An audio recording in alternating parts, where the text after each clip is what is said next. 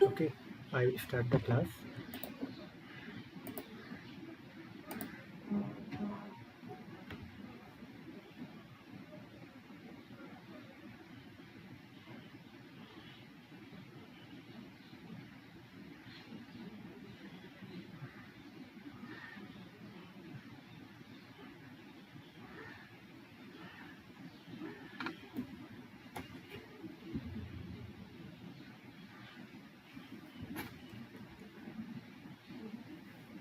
Hello everyone, I am Holhar, currently a PhD student at IIT Kanpur.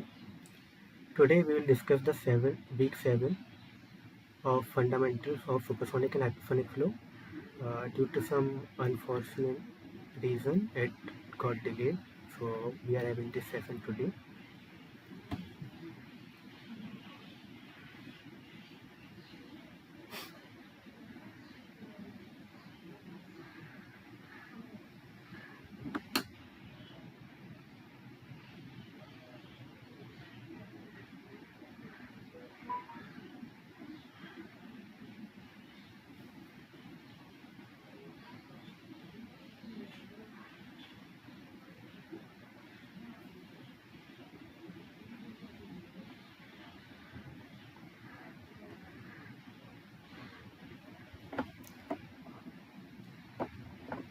So we will discuss uh, what is mean speed, most probable speed, and root mean square speed.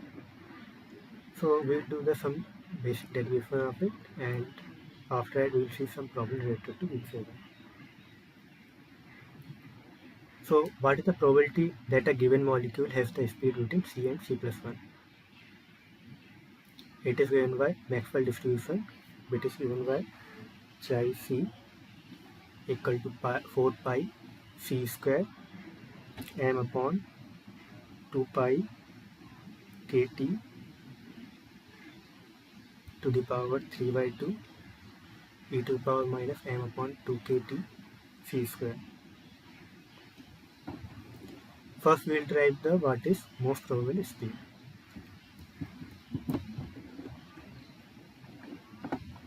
So most probable speed is denoted by CMP at CMP. So what is most probable? Which have the most maximum probability, and probability is given by this chi C. So when chi C is maximum, only then it will be the most probable speed. So when will something will be maximum? When its derivative 0. So when derivative of chi with respect to C is 0, then it will be maximum. So now we will take its derivative with respect to C. So if you see this term chi C, this 4 pi is constant, m upon 2 pi k to the power 3 by 2 is constant. Only terms containing C is this and this. So you have to take only derivative of C square e to the power minus m upon 2 kt C square. So constant terms will take out, which will be 4 pi m upon 2 pi kt to the power 3 by 2 dy dc C square e to the power minus m upon 2 kt C square, which we have to do the derivation equal to 0. So as this is 0, this term we can remove it, or it can go other side. So ultimately it will come dy dc C square e to the power minus m upon 2 kt C square. So now we can do its derivative. So first C square derivative will be 2C e to the power minus m upon 2 kt C square minus derivative of this term will be minus m upon 2 kt t C square e to the power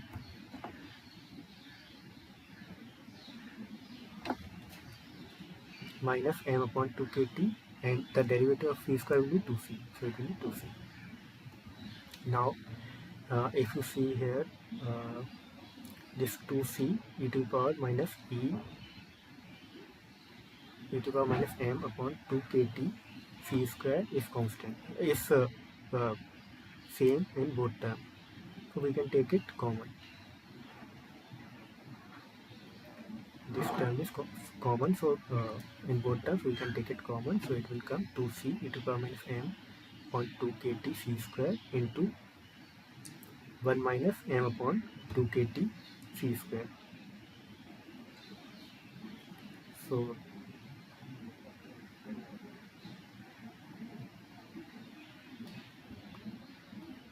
this also we can remove it, because this is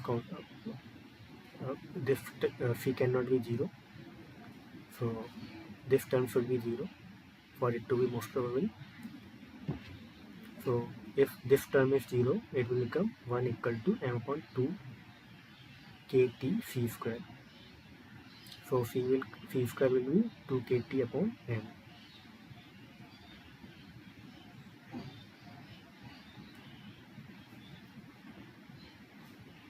So what will the c? C will be under root 2 kt upon m. Now we know that k upon m equal to r, where r is specific gas constant.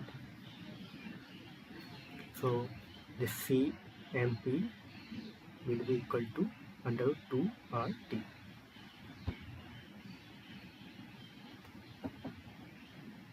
Any doubt here?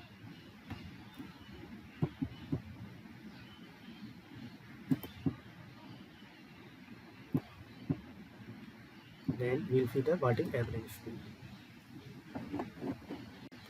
So how to find average speed?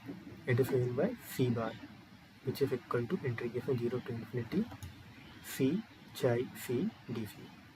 Because chi c is the probability, that's why we have to multiply c, then take its integration with from 0 to infinity in dc.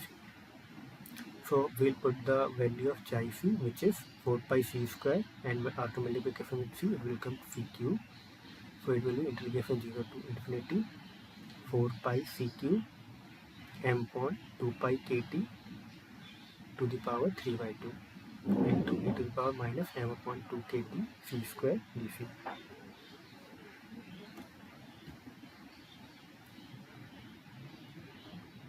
Now we will take this 4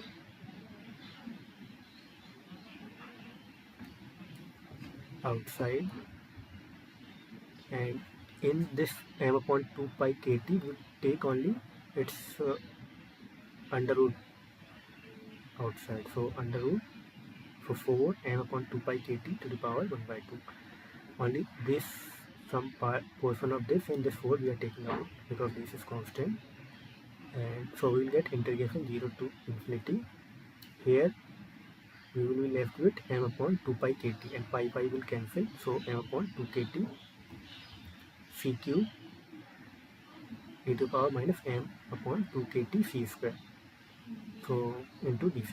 Why we have done that? Because this m upon 2 kt here and m upon 2 kt in the e to the exponent is same, so it will be easier to integrate. Now here let's assume that this m upon 2 kt c square is z. Let's assume z equal to m upon 2 kt c square. So what will be dz? Dz will be m upon 2 kt c square, derivative will be 2c dc. And what will be the c square value? From this we will get 2 kt z upon m. This c cube we can write it as c square into c. So you see m c 2 kt into dc. What will be the value of this? It will be equal to dz upon 2. This is 2.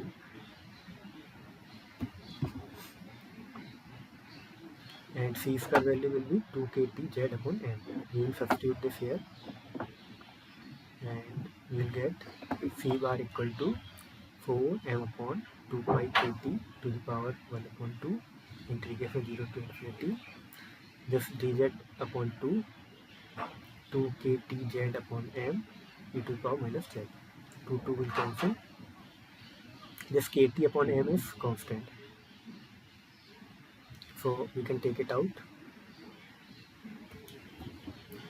and here instead of this 2 pi all the other are reverse of this, so we will get 4 under root kt 2 pi m integration 0 to infinity z z e to the power minus z dz.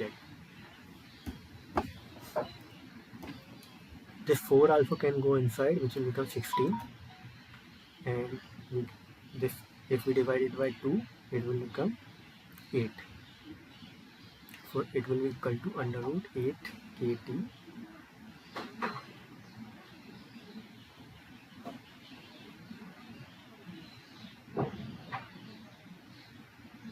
under root 8 kt upon pi m. And this integration we have to use by parts. This z will take as first function and e to the power minus z as second function.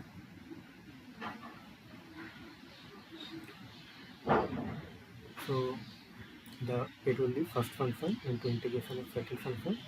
Integration of e to the power minus z will be minus e to the power minus z. So it will become minus z e to the power minus z minus second function differentiation of second function.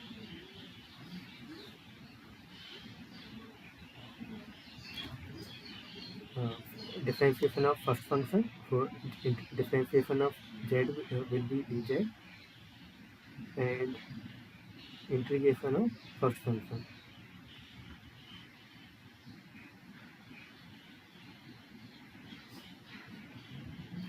Integration of first function.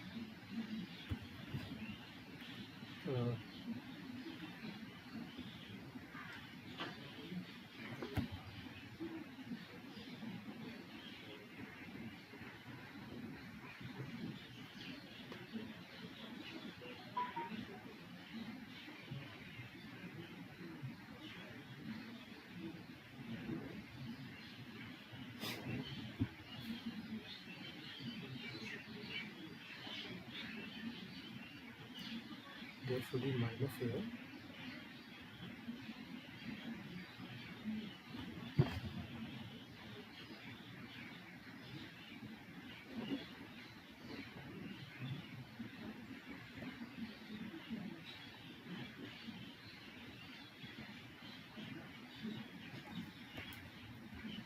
This should be minus here.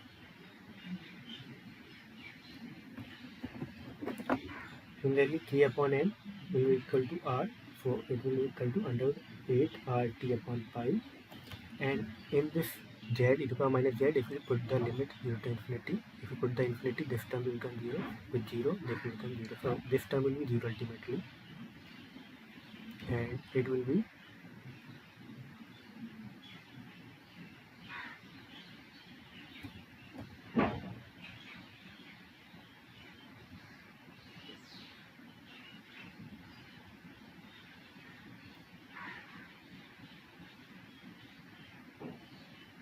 oh sorry, it will be plus only,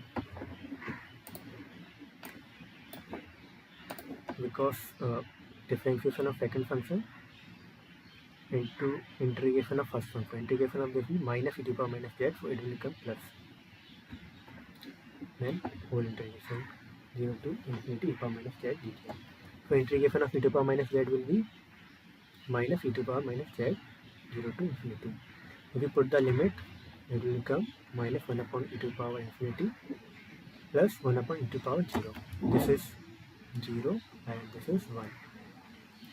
So our value will be under root 8 rt upon pi. So average speed will be c bar equal to under root 8 rt upon pi. Any doubt till now?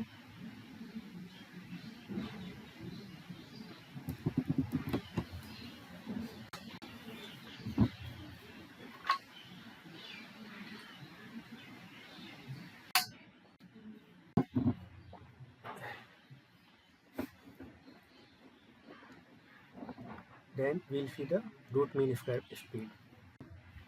So what is root mean square speed? Root of mean of square speed. Mean of square speed and its root. That will be the root mean square speed. It is written by CRMS. So first we need to find what is mean of c square. What is mean of c square? It is given by integration 0 to infinity c square chi c dc. We know what is chi c. We will put it here. So it will come and multiply by c square. So it will become integration 0 to infinity 4 pi c to the power 4 m upon 2 pi kt to the power 3 by 2 into e to the power minus m upon 2 kt c square dc. We'll take all the constant term out, so it will become 4c m upon 2 pi kt to the power 3 by 2 integration c to the power 4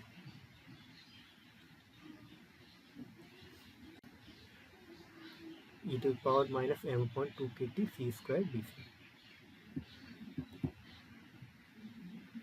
Now we can take this whole term as I.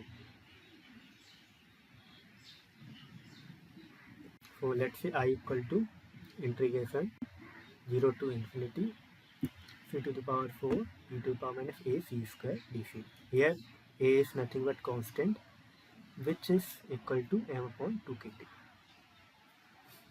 So integration of this term will become 3 upon 8 5 upon e to the power 5 to the power 1 upon 2. This I will tell how we got this integration, but first we will find what is root mean square velocity. So c square average will be equal to 4 pi m upon 2 kt to the power 3 by 2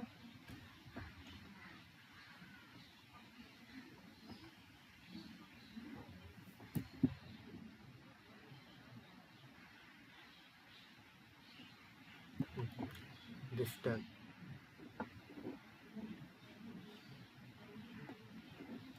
So 4 pi m upon 2 kt to the power 3 by 2 pi, we are writing separately 1 upon pi to the power 3 by 2 into 3 by 8 pi to the power 1 by 2 upon e to the power 5 by 2. This pi upon 2 kt to the power 3 by 2 is nothing but a to the power 3 by 2. So a to the power 3 by, so you can say this pi and pi 1 to the power 1 upon 2 is pi 3 upon 2, so 5 will cancel, 4 will cancel 8 and will come 2. This is nothing a but a to the power 3 by 2, so a to the power it will become a, so ultimately it will become 3 upon 2a. So if you put the value of a m upon 2 kt, we will get 3 kt upon m, where k upon m is r, we will get 3 rt. So what will be the root mean square velocity? It will be the under root of this, which will be under root c square mean equal to under root 3r. Any doubt till now?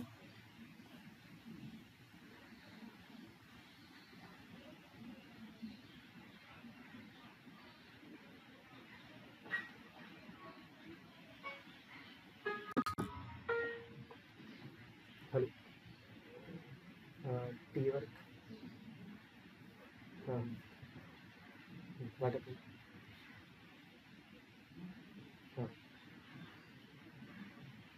Okay.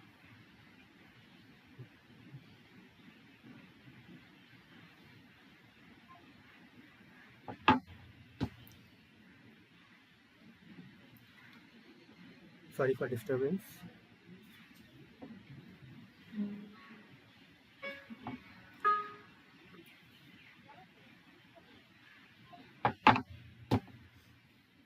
So now we'll see how we have done the integration.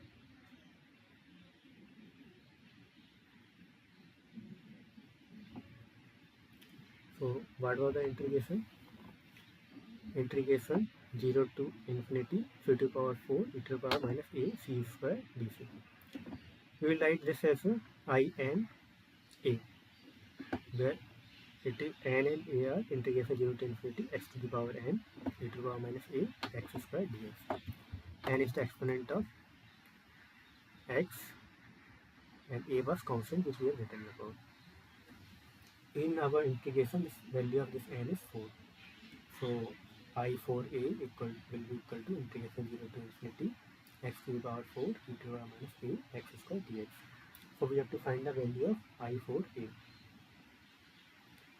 So we will take the differentiation of this with respect to a.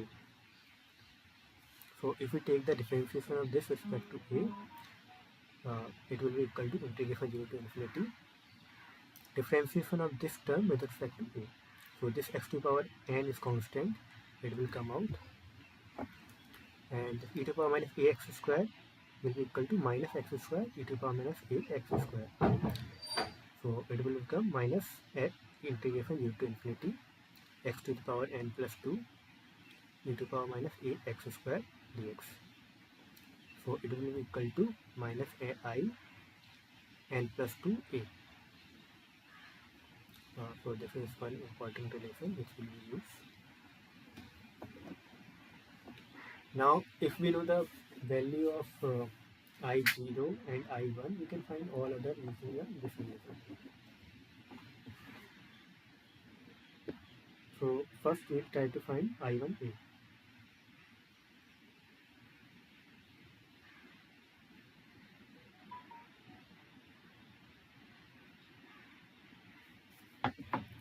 So I1a equal to integration 0 to infinity x e to the power minus a x square dx. So let's take ax square equal to z. So 2ax dx equal to dz, and x dx will be equal to 1 upon 2a dz. This is 2, so my 2 and z are almost similar, so pay attention to it. So we'll get I1a equal to 1 upon 2a. We'll substitute this x dx equal to 1 upon 2a dz. We'll get 1 upon 2a integration 0 to infinity e to the power minus z dz. This we have solved before also.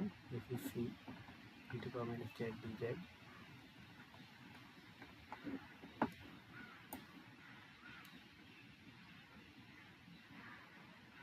here e to the power minus z dz 0 to infinity, its value was 1. We will directly use it here. It is 1. We will get I1 equal to 1 upon 2a.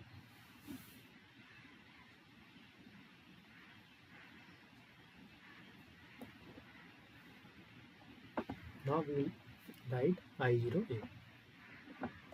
So I0 equal to integration 0 to infinity e to the power minus a x square dx. So let's write this in both axes, x and y. So I0 square a will be equal to y integration 0 to infinity e to the power minus ax square dx integration 0 to infinity e to the power minus a y square dy. These two values will be same because changing the variable does not change the integration, definite integer. So it will be equal to 0. We will combine these two, so it will become integration 0 to infinity integration 0 to infinity e to the power minus a x square plus y square dx dy. And so we will write this in planar coordinate, polar coordinate. In polar coordinates, x square plus y square will be equal to r square, and dx dy will be equal to r dy d theta. We substitute this, and after it we will take this r and d theta limit separately. So we get I naught a square equal to integration 0 to pi by 2 d theta integration 0 to infinity r e to the power minus a r square dr if you see, this is similar to I1A, and this d theta integration will be pi by 2, so it will equal pi by 2 I1A, which will equal to pi by 4A. So I naught A is nothing but 1 by 2 pi upon A to the power 1 by 2.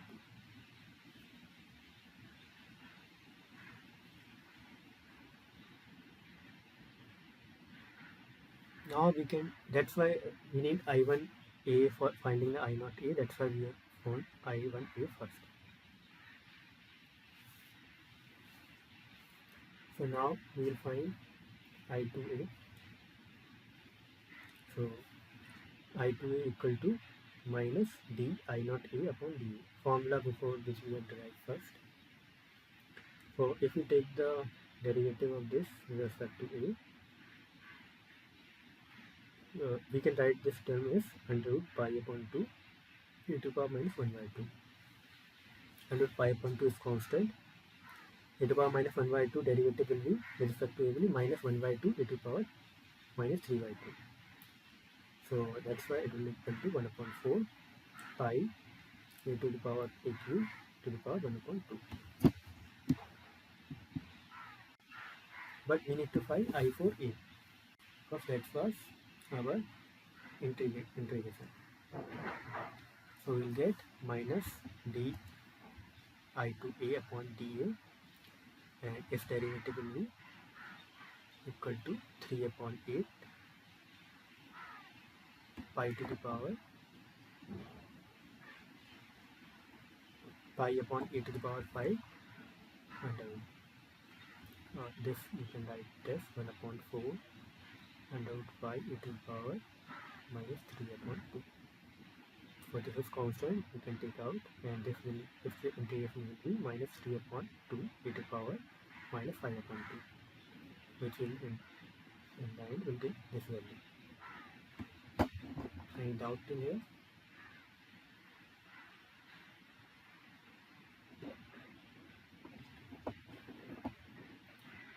Okay, so now we have derived all three speed: mean speed, most probable speed, and root mean square speed. So if we plot probability with the speed, we will get this plot. So most probable speed will be when there is maximum probability. Okay, and its value is what? Under 2RT. And mean speed value is under 8 upon pi RT. And root mean square speed is under 3RT. So if you see whichever is bigger,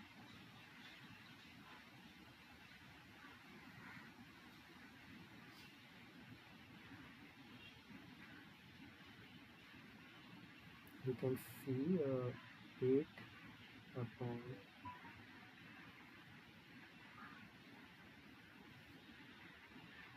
pi is approximately, this value is approximately under root 2.55 RT. So you can see that most probable speed is lowest, after that mean speed, and most probable speed is the highest in value. That's why in this plot you can see that most probable is the lowest, then mean speed, then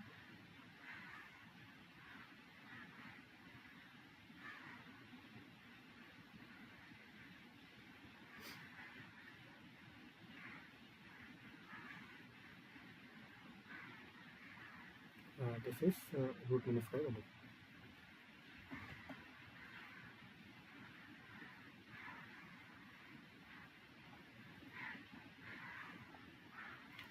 Now we'll see some problem. Anyone has any doubt till now? You can ask in the comments.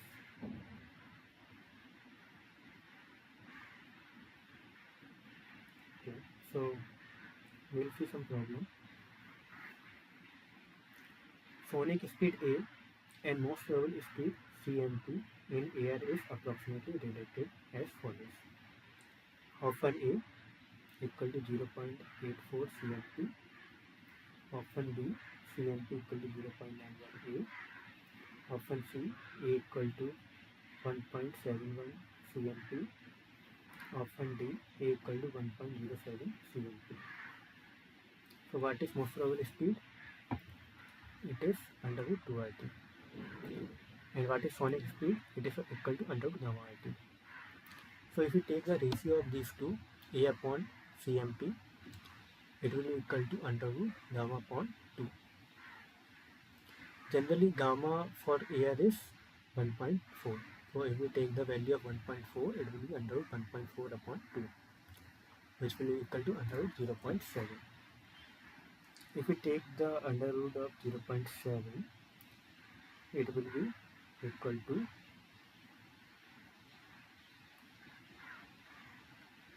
0.8366, which is approximately equal to 0.84. So now if you see in all these options which has the A upon CMP equal to 0.84, option A. So option A is the correct answer.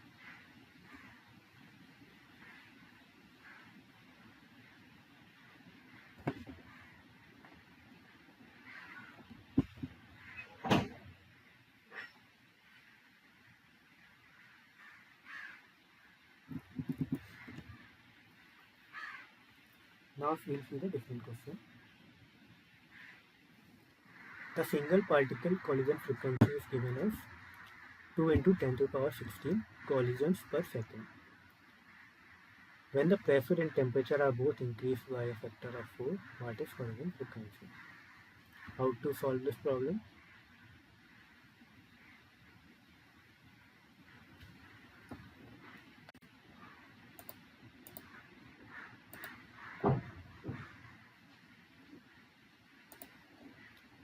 So if you know the relation between collision frequency and pressure and temperature, that is Z is equal to P upon under root T, then you can directly solve this problem. But here we will derive how we got this relation. So first, see for a single species gas, single particle collision frequency is given by Z equal to n pi d square c bar upon under root 2. Here n is the number of particles per unit volume, d is the sphere of influence of the gas species around the particle, and c bar is the mean speed of the particle. This root 2 is here only when we are taking the relative speed within the particles. When we don't take relative speed, it will not come. So if we put the value of mean speed, which is under root 8 kt upon pi m, we will get z equal to n upon root 2 pi d square under root 8 kt upon pi m. Now we will see the equation of state. We have already seen what are the different forms of equation of state is there. One of them is P equal to n kt, where P is the pressure, n is the number of particles per unit volume, K is the Boltzmann constant, and T is the temperature. So what is n? N will be equal to P upon kt. Now we can substitute this n in the above equation.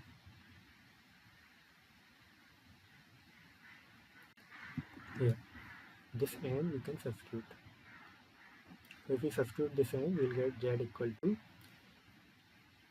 1 upon under root 2 P upon kt pi d square under root 8 kt pi m.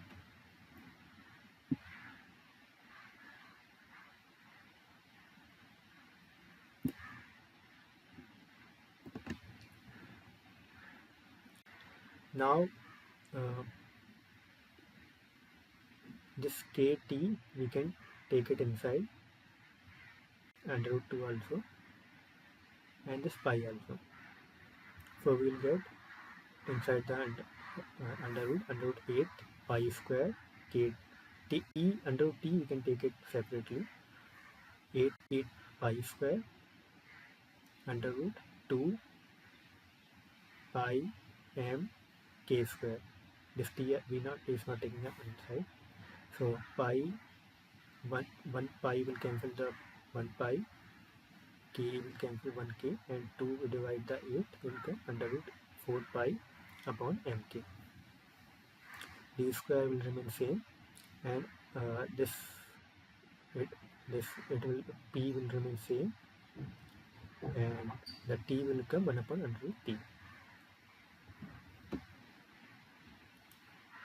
So now we got the relation z is directly proportional to p upon t under root t. Now we will solve the problem. So in the problem, what was given? Pressure was increased by 4 times.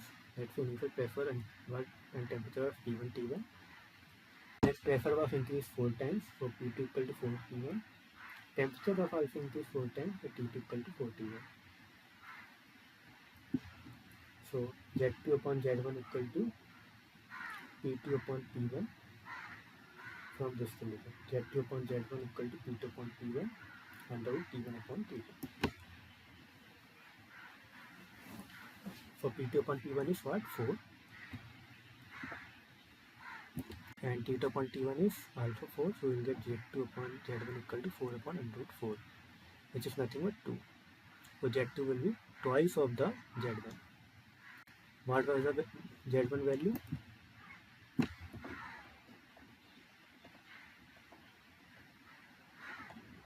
2 into 10 power 16.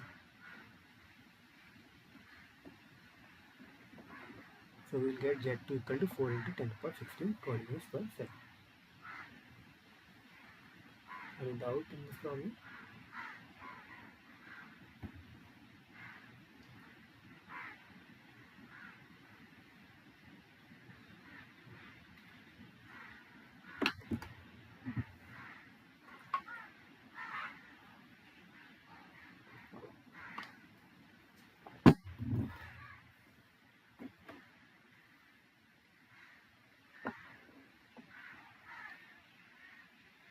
Okay, now we will see the different problem. The equilibrium constant based on concentration Kc is related to equilibrium constant based on partial pressure Kp using the following relationship. Mu I are the stoichiometric mole number for the reactants and products with negative and positive sign respectively.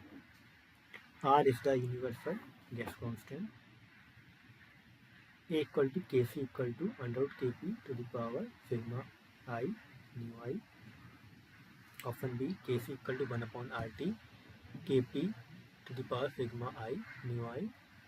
Option C, Kp equal to 1 upon under root Kc to the power sigma I mu I. Option D, Kc equal to 1 upon RT to the power sigma I Kp. So we have to find the relation. If you know it, then it's okay. One more thing to note, that this R slightly italic is uniform gas constant, normal R is the specific gas constant generally problem in the assignments. So pay attention to that. So first we'll see what is the general chemical reaction. It is given by mu1 dash E1 plus mu2 dash A2 plus so on mu k dash AK tends to mu k plus 1 dash AK1 plus mu k2 dash AK2 AK plus 2 plus so on mu j dash AK.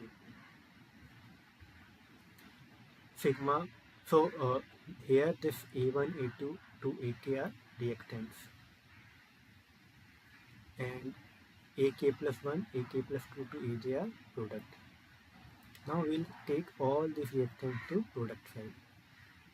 So our equation will become sigma I equal to 1 to j mu I AI equal to 0. Before this mu1 dash, mu2 dash all were positive stoichiometric mole number. Now this mu I is stoichiometric mole number, but it can be constant, positive and negative. Positive for product and negative for reactants. Now we will find the relation between Kc and Kp. First we will write what is Kp. Kp is equilibrium constant based on partial pressure, and Kc is equilibrium constant based on concentration. So how is Kp given by? It is given pi I. Pi is the product, Pi to the power mu I, where Pi is the partial pressure of the ith species, and mu I is the stoichiometric coefficient of the ith species. So now we have to write in terms of concentration. So we will write pressure in terms of concentration. So we have already seen before, Ei equal to Ci R bar T. We are using R bar as the universal gas constant because it is difficult to write italics in there. And R as specific gas constant. So we'll put this Pi in this Kp equation. So we'll get Kp equal to pi I Ci to the power mu I R bar T to the power mu I. Now this pi we can separate, which we can write for pi I Ci mu I and pi I R bar T to the power mu I. So here if you see this product R bar T mu I, this R by T is constant for chemical reaction. So R by T to the power mu1, R by T to the power mu2.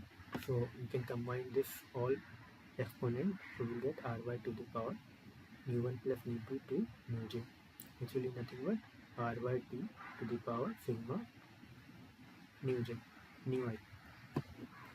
That's why we got this R by T to the power sigma I mu I pi I Ci mu I. This pi I Ci mu I is nothing but Kc. So you can write Kp equal to R by T to the power sigma mu I Kc, or Kc can be written as 1 upon R by T to the power sigma I mu I Kp. We check the option. Kc equal to 1 upon R to the power sigma I mu I Kp. Option D is the correct one.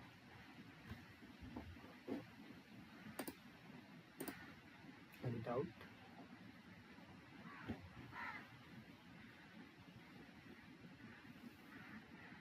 Then we will see the next problem.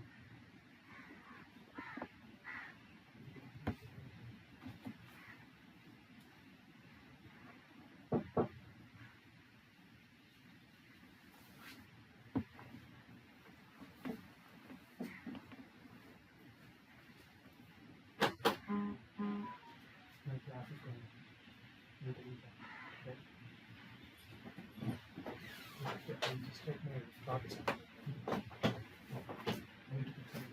Tomorrow SAT will arrange. Today I will adjust. Got me first. I'm taking class. Okay. I'll keep my first. Okay, so we will see the next problem. A certain mass of gas is vibrationally excited through irradiation of an appropriate wavelength. The following statement is or are true regardless of event which will follow. So there are some statements which are given. Option A: through molecular collisions, the excited gas particles will exchange the excess vibrational energy with the translation and rotational energy mode of gas. Option B: vibrational energy will increase with time. Option C: vibrational energy will decrease and approach its equilibrium value with greater than the initial equilibrium vibrational energy. Option D: the gas temperature will increase as vibrational energy decreases while translational and rotational energy increases. So there are 4 statements are given for vibrationally excited gas, and we have to tell which are true or false. So there can be multiple statements which can be true. So Now what is happening that gas is vibrationally excited, but there are collision is happening between the particle of gases, so the vibrational energy of gas will go to translational and rotational mode of energy. So vibrational energy will decrease, but translational and rotational energy will increase. So as vibrational energy is decreasing with time, so often B is wrong.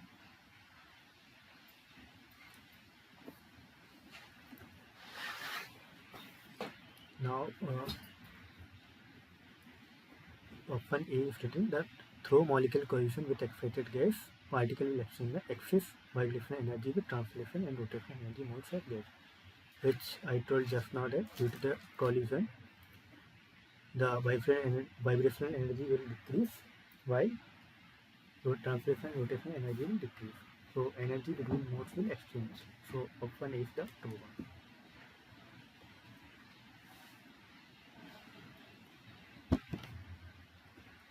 And as the vibrational energy is decreasing and translation energy is increasing, and temperature is related to this translation energy mode. So as translation energy is increasing, the temperature will also increase. So option D, which says that the gas temperature will increase as vibrational energy decreases while translation and rotational energy increases. So option D is also correct. Now what happens that when this vibrational energy decreases, it will decrease till its equilibrium value. After some time, due to the collision, it will regain one equilibrium value. So the vibrational energy will decrease and approach its equilibrium value, which is greater than its initial equilibrium vibration energy. There now we'll see one plot for this.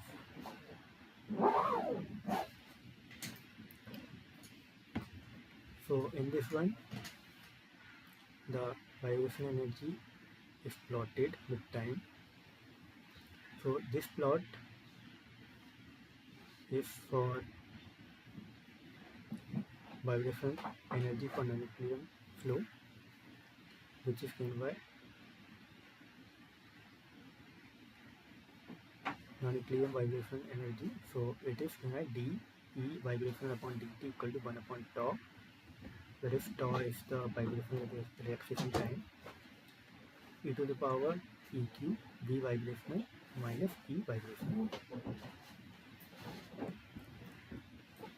The second plot, which is in dashed line, it is for vibrational energy, and vibrational energy is given by E vibrational equal to E vibrational equilibrium equal to h nu upon kt RT upon e to the power h nu upon kt minus 1. So you can see that this vibrational energy is dependent on temperature. This T you can cancel, but you can see that it is dependent on temperature. Or you can write this also h nu r upon k 1 upon e to the power h nu upon kt minus 1. So as temperature is increasing, this term in denominator will decrease, and ultimately this vibration energy will increase. So equilibrium vibration energy is increasing, but the vibration energy of the particles is decreasing, and it will, when both will be equal, it will attain the equilibrium. So the third statement, which says that the vibration energy will decrease and approach its equilibrium value, which is greater than initial equilibrium vibration energy. So this vibration energy is greater than its initial value. So option C is also true.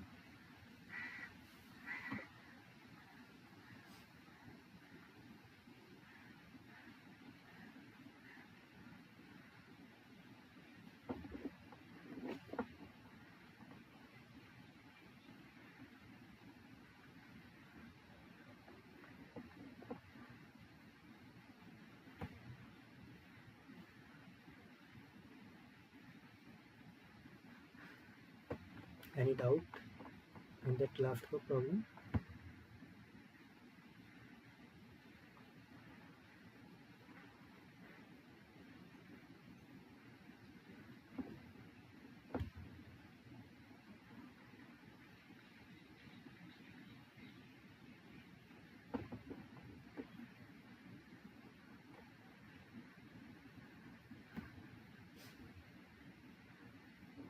Okay, then we will see the next problem.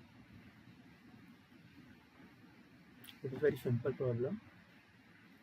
If K10 is the bidirectional rate constant for the transition from I equal to 1 to I equal to 0, then from quantum mechanics, rate constant for higher energy level transition can be expressed in terms of K10 using the following rule.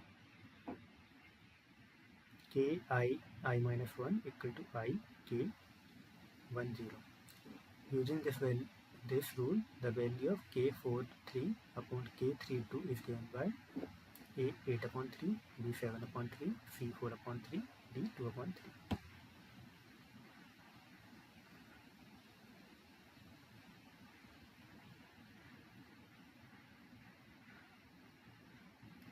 So what is happening?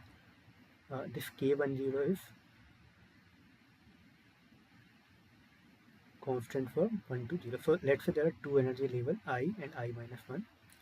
So K I minus 1 is the rate constant for when one particle is going from ith level to I minus 1 level.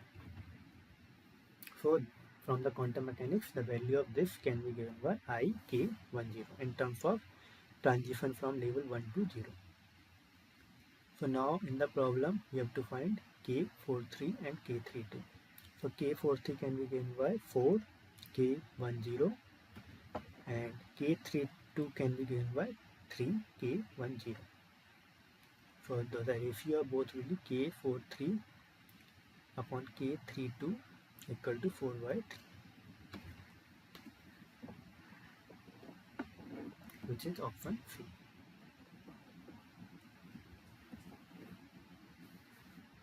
Any doubt?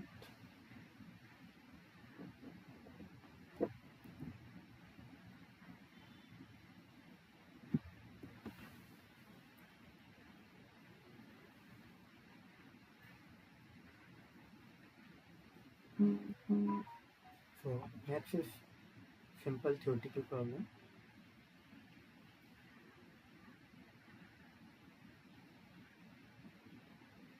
Vibrational excitation and chemical changes in a gas occur due to molecular collisions as well as radiative interaction. These collisions and energy exchange take time to happen. This particular time is referred as often A, vibrational excitation time, often B, response time, often C, delay time, often D, relaxation time. So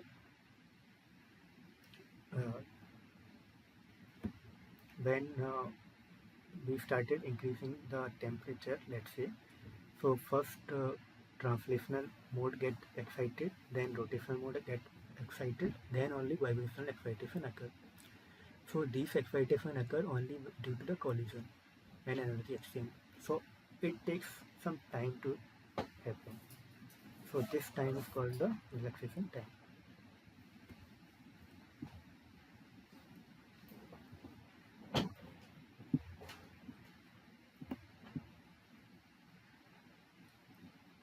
Any question till now?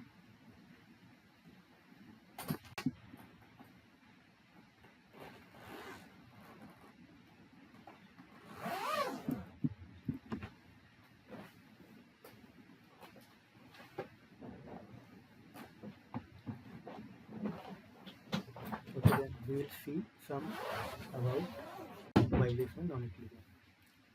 How to derive the vibration rate equation.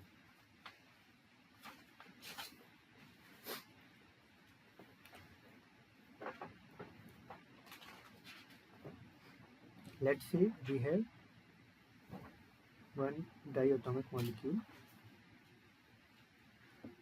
which any energy level diagram as shown like this. So there are three energy level, let's say I plus 1 and I minus 1.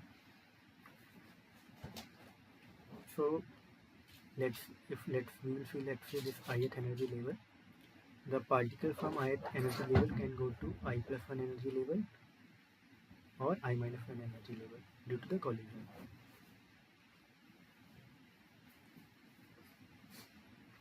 And similarly, ith energy level can have particle from I plus 1 energy level and I minus 1 energy level.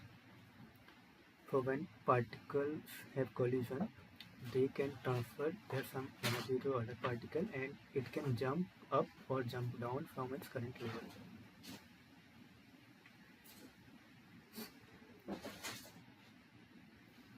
Here you can see I have denoted the energy of particular level as epsilon. Epsilon I for ith level, epsilon I plus 1 for I plus 1 level, and epsilon I minus 1 for I minus 1 level.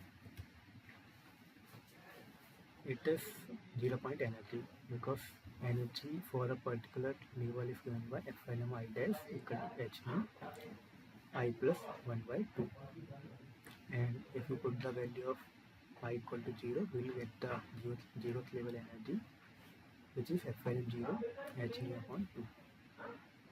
If you subtract this energy from each other, you will get epsilon I equal to epsilon I dash minus epsilon 0, which is equal to I h mu. Now we will see some terms related to it. First is the transition probability. Let's say one particle is having in the ith level is having a collision with another particle, and it is going to I plus 1 level. So it is not always true that it will go to I plus 1 level only. It can stay in same level also. So there is some probability involved related to it, which is denoted as EI I plus 1.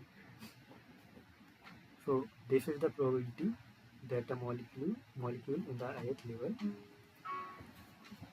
upon the collision with another particle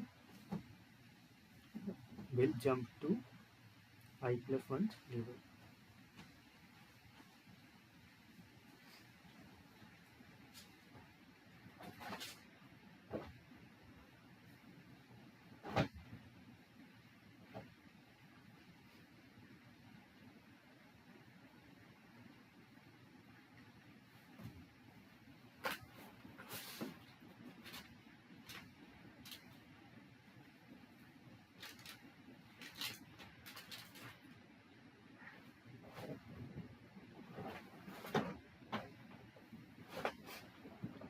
Okay, so similarly, you can define the transition probability for I minus 1, I plus 1, I, and I minus 1, I. All this will refer to the probability for jumping from one level to another. And it can be interpreted as a dimensional basis as a number of transition per collision per particle. So next term is the collision frequency, which is denoted by Z. It is collision frequency of a particle per second, and transition probability is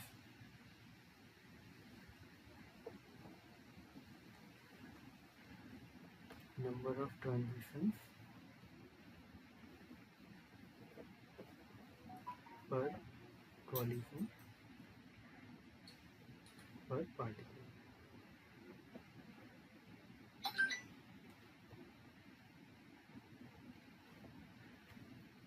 So if you multiply both two, then EI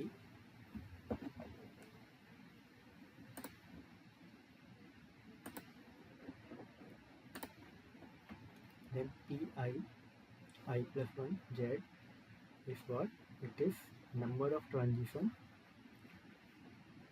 per particle per second.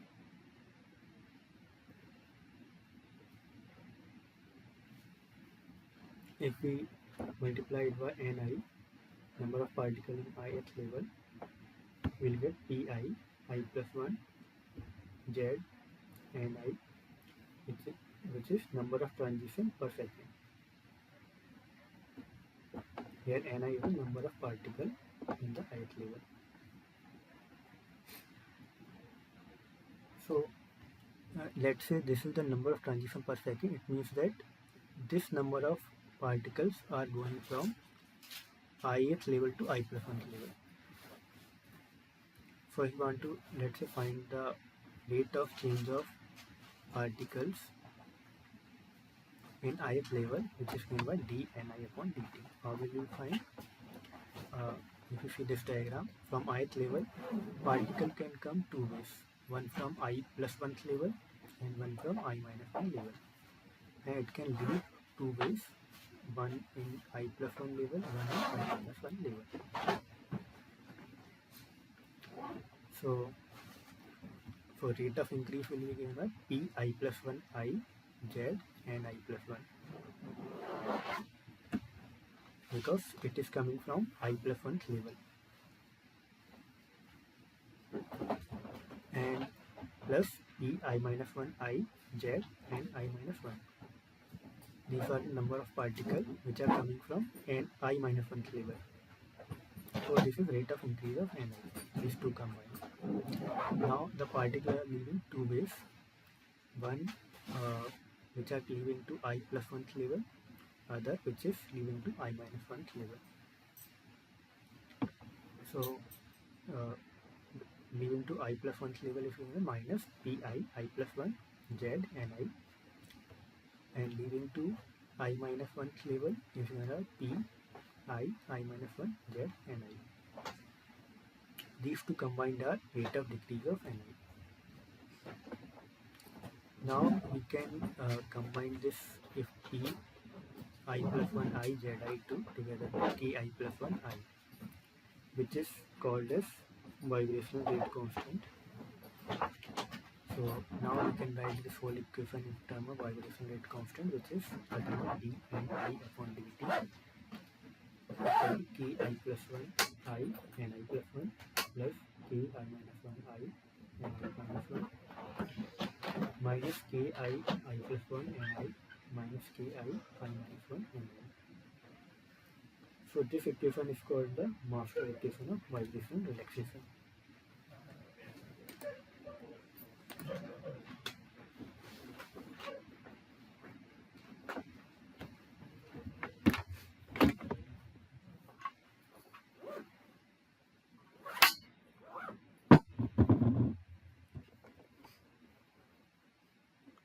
So let's say the gas is in the equilibrium. So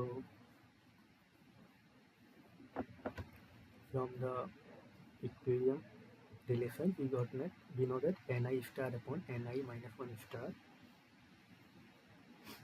from the Boltzmann distribution. Ni star upon m I minus 1 star equal to e to power minus f lm I upon kt upon e to power minus f lm I minus 1 upon kt. So it will be equal to e to power minus f lm I minus f lm I minus 1 upon kt. Now we know that f lm I equal to I h mu and f lm I minus 1 equal to I minus 1 h mu. If we take the difference of both, we will get h mu. So we will get the ratio of these two will be e to the power minus h mu upon kt.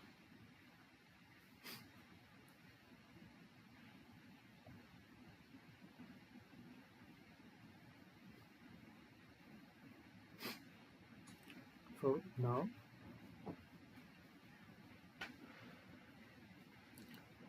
in equilibrium, let's say there are two levels are there, I minus 1.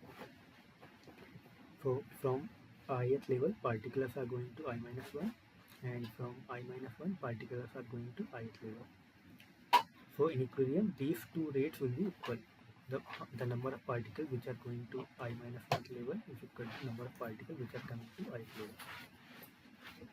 So ki I minus 1 and I star will be equal to ki minus 1 I and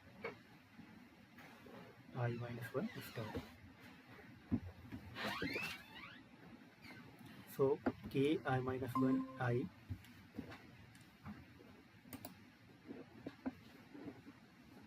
Okay, so someone joined. So I was talking about the vibrational non-equilibrium.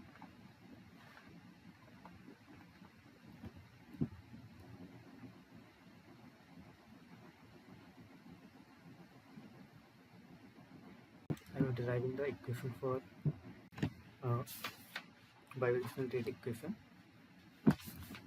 So till now I was talking about that there are, let's say there are three levels, I minus 1 and I plus 1. So due to the collision, some particles will lead to I plus 1 level and from the ith level, and some will lead to I minus 1 level. Similarly, particles can also come to ith level from I plus 1 and I minus 1 level.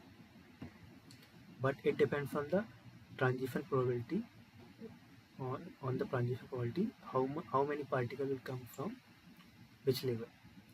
So let's say transition probability is Pi minus 1, Pii plus 1. It means that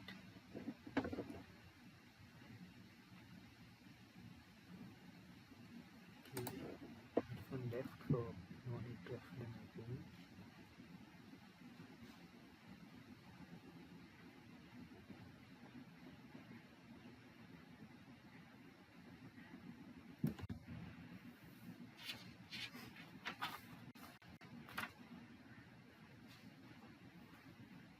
Okay, so we were here. So Ki I minus 1 and I star equal to Ki minus 1 I and I minus 1 star due to the equilibrium. Now we can write Ki minus 1 I equal to Ni star upon Ni minus 1 star Ki minus 1. So Ni star upon Ni minus 1 star equal to, we have already derived, e to the power minus h upon kt, Ki minus 1. So this is one of the relation which we got.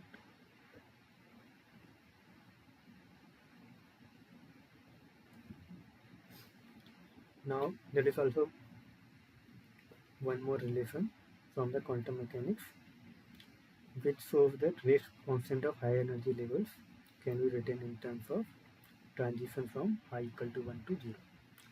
So from Ki minus 1 equal to I K1 0. Similarly, Ki plus 1 to I equal to I plus 1 K1 0. Ki minus 1 I can be written as e to the power minus h nu upon kt.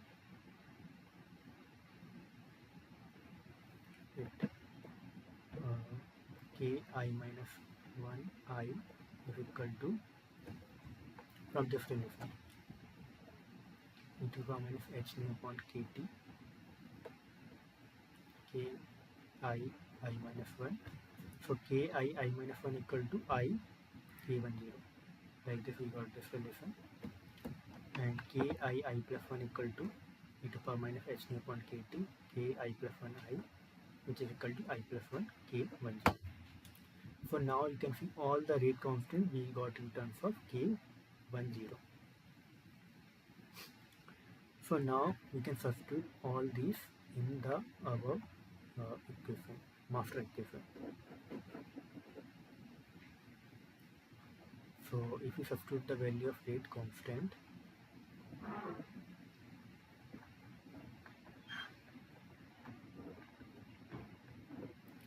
this term will be I plus 1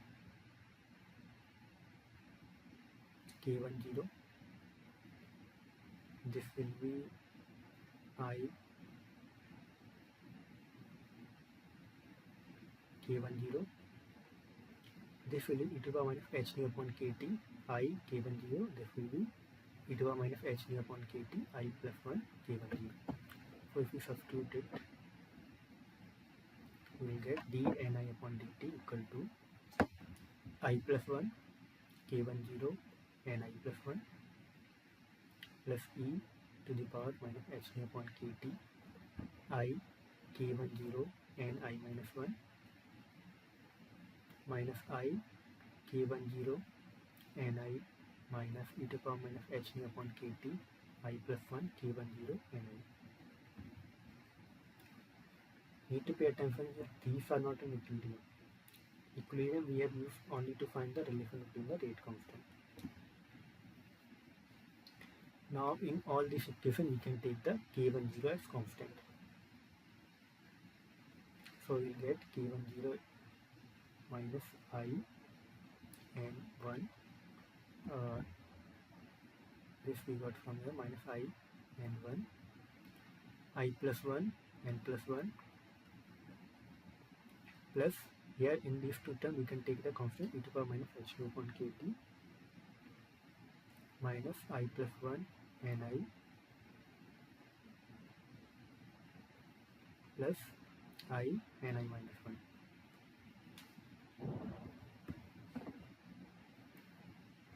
So this equation is for what? Rate of change of population of ith energy level.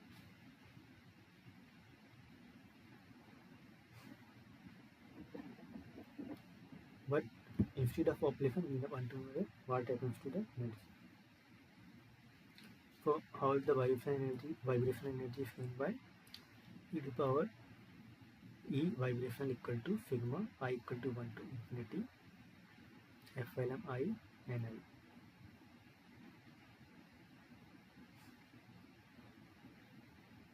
which is equal to sigma I equal to 1 to infinity I h nu. Epsilon I is given by what? I h nu. I h nu ni.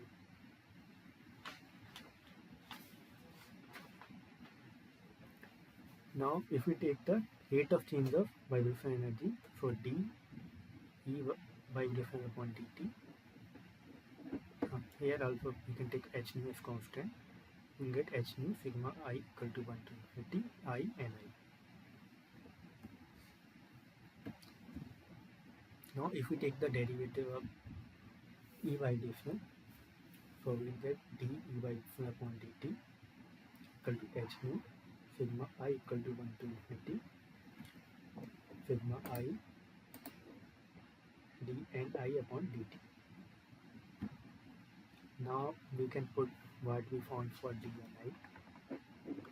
This relation we can put inside the d e vibration equation, and k10 is constant, so we will take it out of the sigma. We will get it equal to h nu k10 sigma I equal to 1 to infinity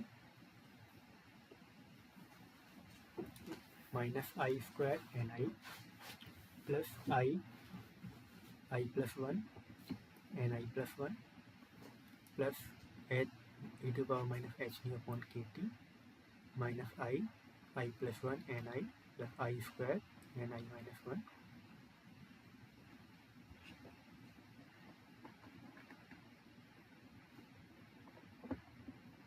Here what we did, we multiply this I also inside the previous equation. Now we have to find the summation. So first check for this. Let's say this is a equation. Let's say this term we are seeing first. So sigma I equal to 1 to infinity minus I square ni plus I plus 1 and I plus 1. We'll separate the sigma in all terms. So we'll get sigma minus equal to minus sigma I equal to 1 I square ni plus sigma I equal to 1 I plus 1 and I plus 1. Now we'll change the index. Let's say I plus 1 equal to s.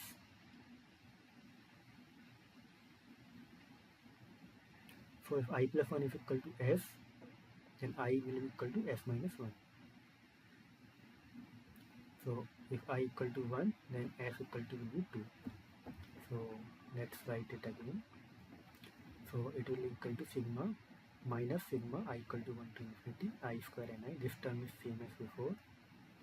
And this term will be equal to sigma s equal to 2 to infinity I equal to I plus 1 is s, I equal to s minus 1, s minus 1, s minus 1 s and s. This also we can separate,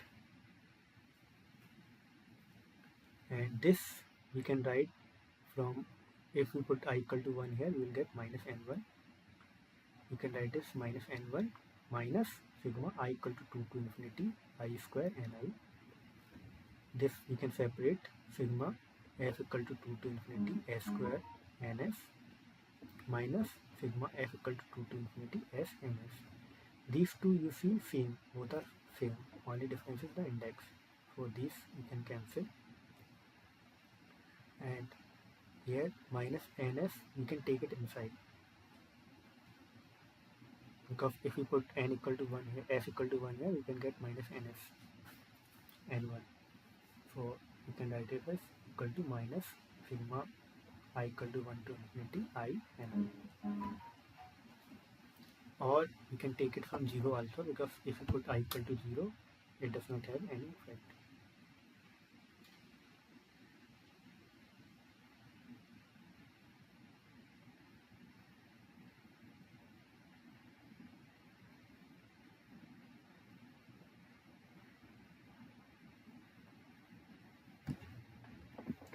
Now we'll see the second term. This term minus I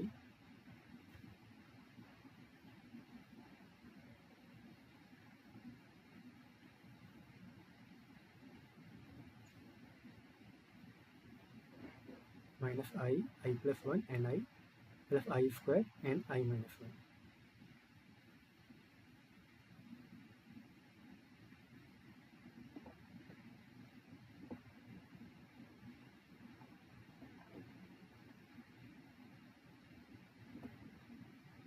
So sigma I equal to 1 to infinity minus I plus 1 and I plus I square and I minus 1.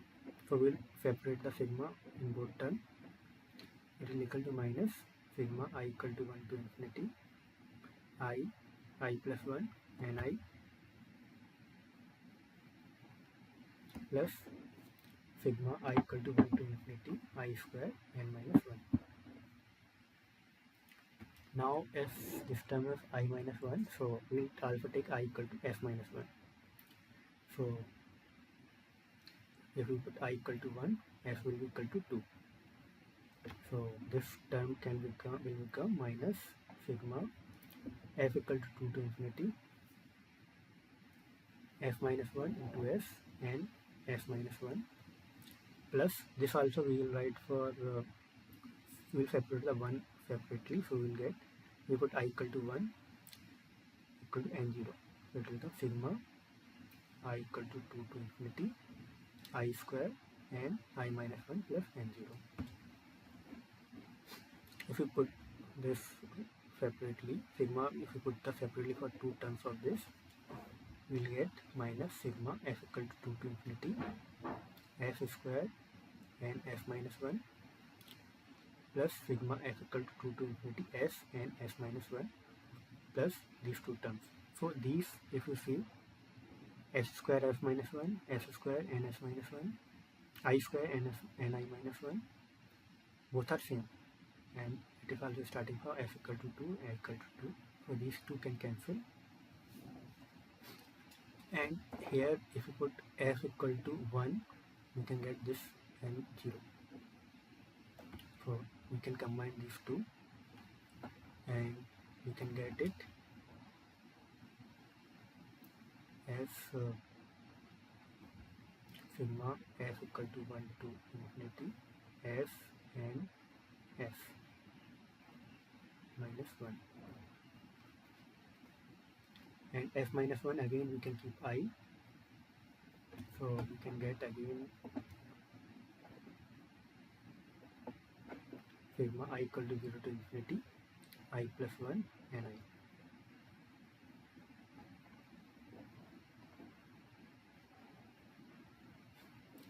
So if we substitute it, this for these two terms, whatever we got, we'll get this minus sigma I equal to 0 to infinity I and I, and sigma I equal to 0 to infinity I plus 1 and I.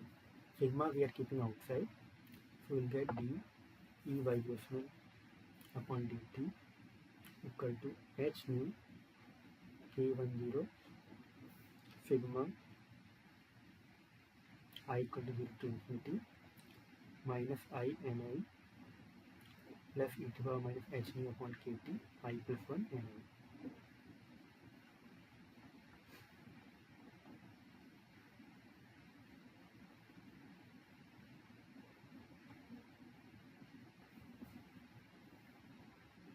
This ni we will multiply inside, so we will get the equation h mu k10 sigma minus sigma I equal to 0 to infinity I n I plus e to the power minus h mu upon kt I n I plus e to the power minus h mu upon kt n I.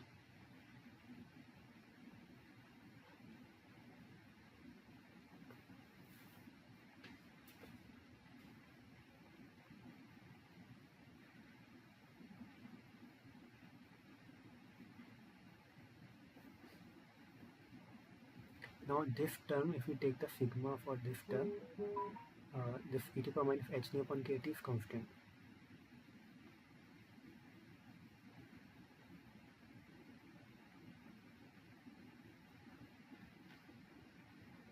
This minus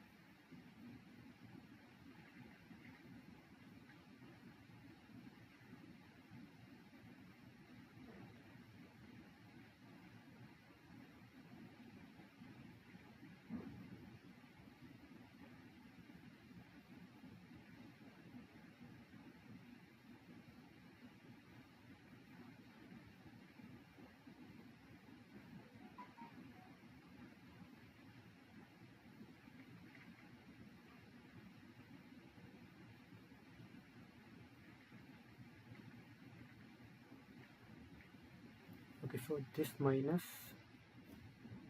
I think it is inside.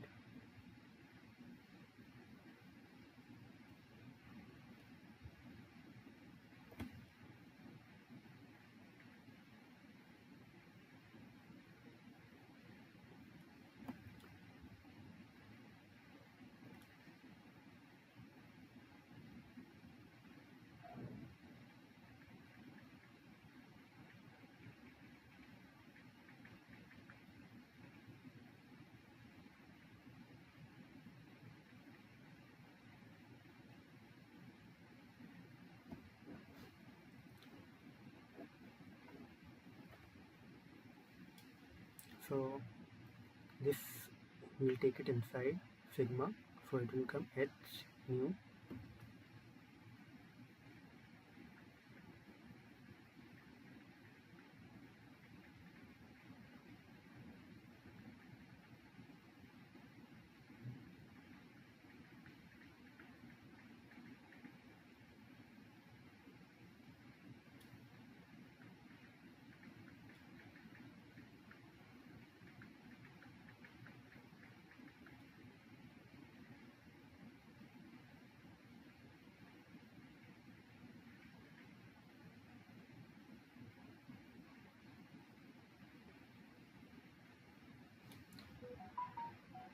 So e to the power minus h nu upon kt sigma I equal to 0 to infinity ni minus this term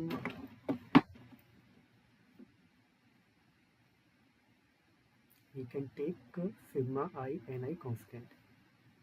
So we'll get minus, if we take minus also constant, 1 minus e to the power minus h nu upon kt sigma I equal to 0 I ni. And the sigma ni is nothing but n, total number of particles. And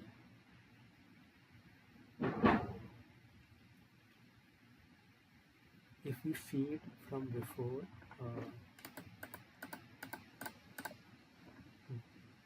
this vibrational energy which we found is h nu sigma I equal to 1 to infinity I ni. So sigma I ni is nothing but E vibrational upon h nu. We can substitute this here.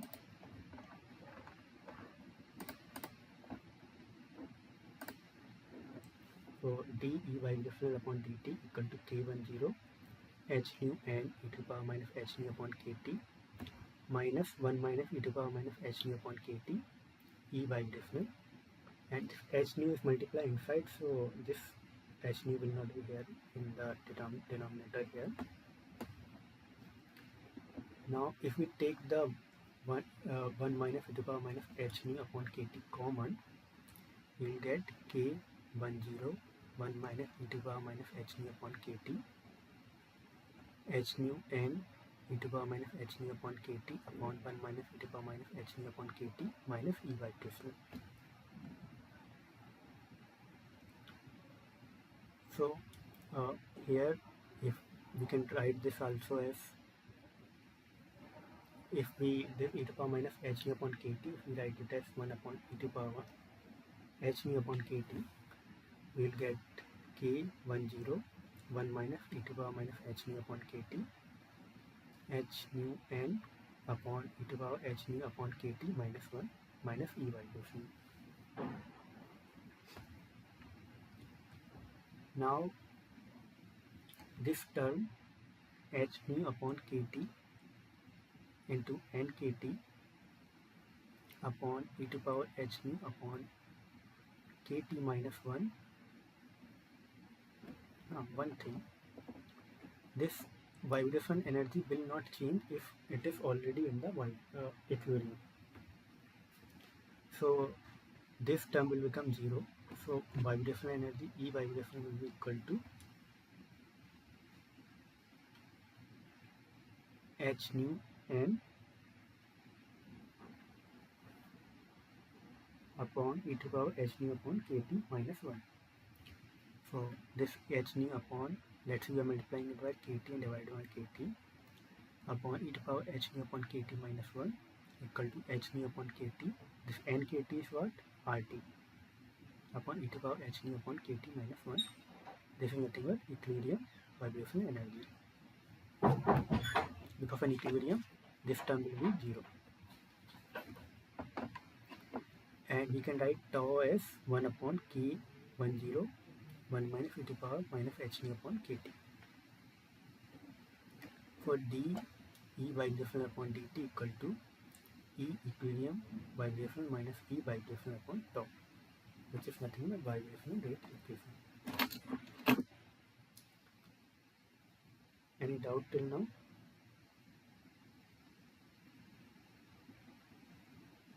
No? Then we'll finish our class for here today.